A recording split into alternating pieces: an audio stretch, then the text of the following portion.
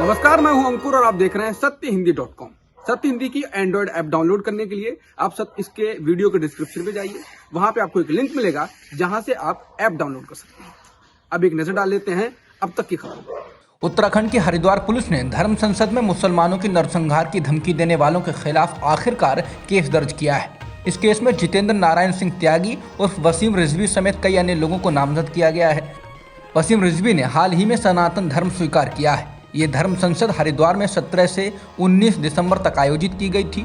Uttarakhand police ने अपने tweet में कहा कि सोशल मीडिया पर धर्म विशेष के खिलाफ भड़काऊ भाषण देकर नफरत फैलाने संबंधी वायरल हो रहे वीडियो का संज्ञान लेते हुए वसीम रिजवी उर्फ जितेंद्र नारायण त्यागी एवं अन्य के विरुद्ध कोतवाली हरिद्वार में धारा 153A IPC के अंतर्गत मुकदमा पंजीकृत किया गया है और विधिक कार्यवाही प्रचलित है।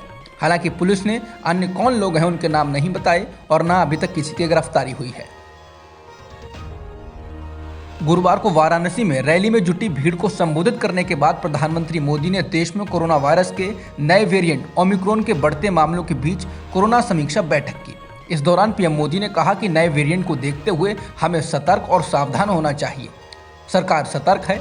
बीमारी के रोकथाम और प्रबंधन के लिए केंद्र सरकार राज्यों का पूरा सहयोग कर रही है।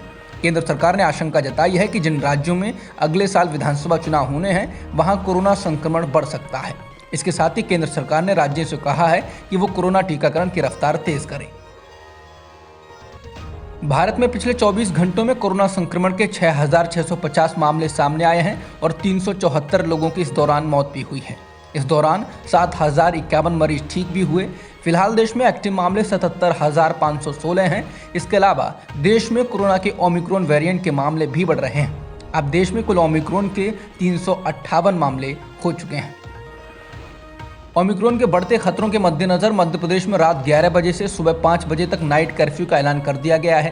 राज्य के मुख्यमंत्री शिवराज सिंह चौहान ने कहा कि अगर हालात नहीं सुधरे तो और भी सख्ती की जाएगी। हालांकि राज्य में ओमिक्रॉन का एक भी केस नहीं आया है। हरियाणा के गृह मंत्री अनिल विज ने घोषणा की है कि राज्य में जिन लोगों ने वैक्सीन की दोनों डोज नहीं लगवाई हैं उन्हें सार्वजनिक स्थानों पर एंट्री नहीं मिलेगी।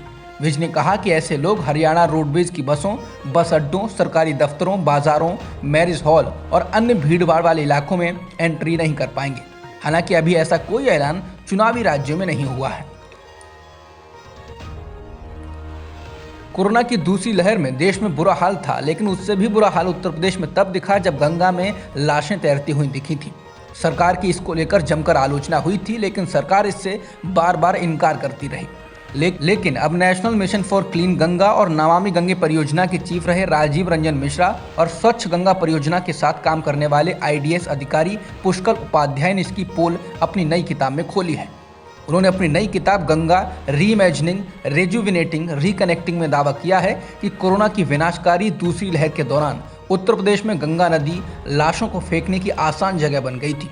इसमें कहा गया है कि कोरोना महामारी की दूसरी लहर के दौरान मरने वालों की संख्या बढ़ने के साथ अंतिम संस्कार करने के दायरे बढ़ते गए। यूपी और बिहार के शमशान घाटों पर चलती चिताओं के बीच गंगा नदी शवों के लिए एक आसान डंपिंग ग्राउंड बन गई थी। ओमिक्रॉन वेरिएंट के तेजी से फैलने के बाद इलाहाबाद हाईकोर्ट ने अहम टिप्पणी की। कोर्ट ने चुनाव आयोग और प्रधानमंत्री से अपील की है कि चुनाव को कुछ समय के लिए टाल दिया जाए और साथ ही रैलियों पर भी रोक लगा दी जाए। बता दें कि ओमिक्रॉन वेरिएंट की रफ्तार बेहद तेज है और कुछ ही दिनों में ये कई राज्यों में पैर पसार चुका है। कोर्ट ने चुनाव आयोग से कहा कि विधानसभा चुनाव को 1 या 2 महीने के लिए टाल दिया जाए। जस्टिस शेखर यादव ने कहा कि अगर रैलियां नहीं रुकती हैं तो दूसरी लहर से भी खराब नतीजे होंगे। उन्होंने कहा कि जान है तो जहान है। जस्टिस यादव ने कहा कि ग्राम पंचायत चुनाव और बंगाल के विधानसभा चुनाव में बहुत लोग संक्रमित हुए और कई लोगों की जान भी गई। उन्होंने कहा कि उत्तर प्रदेश में चुनावी रैलियों के दौरान कोरोना प्रोटोकॉल का पालन हो पाना असंभव है। याद दिला दें कि दूसरी लहर के वक्त भी कई राज्यों में चुनाव प्रचार चल रहा था। उस वक्त बड़े पैमाने पर संक्रमण फैला था और हजारों लोगों की जान गई थी। उसी वक्त उत्तर प्रदेश में पंचायत चुनाव भी हुए थे। बीजेपी के वरिष्ठ नेता सुब्रमण्यम स्वामी ने कहा है कि चौंके नहीं अगर ओमिक्रॉन को देखते हुए लॉकडाउन लगा दिया जाए और यूपी में राष्ट्रपति शासन के तहत सितंबर तक यूपी चुनाव स्थगित कर दिए जाएं।